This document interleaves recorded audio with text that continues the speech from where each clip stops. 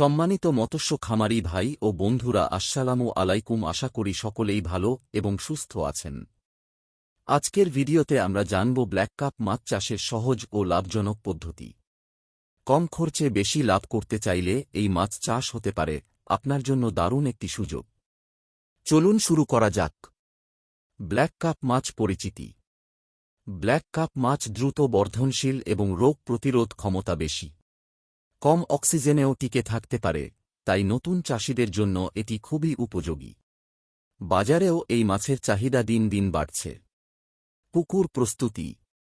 প্রথমে পুকুর পরিষ্কার করতে হবে। তারপর প্রতি শতাংশে 1-2 কেজি চুন প্রয়োগ করুন। 5-7 দিন পর পানি ভর্তি করে জৈব সার দিন। পুকুরের গভীরতা 4-6 ফুট রাখলে ভালো ফল পাওয়া যায়।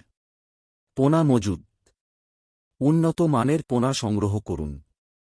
প্রতি শতাংশে 20-25টি বা প্রতি একরে 20,000-25,000 পোনা ছাড়া যায়।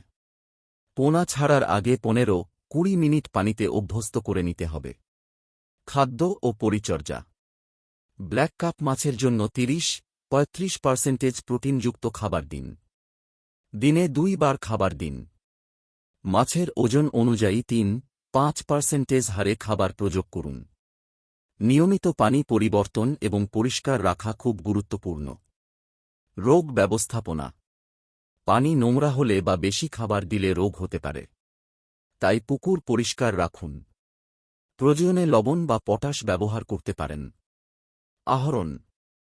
4-6 মাসের মধ্যে মাছ 2-3 ওজন হয়।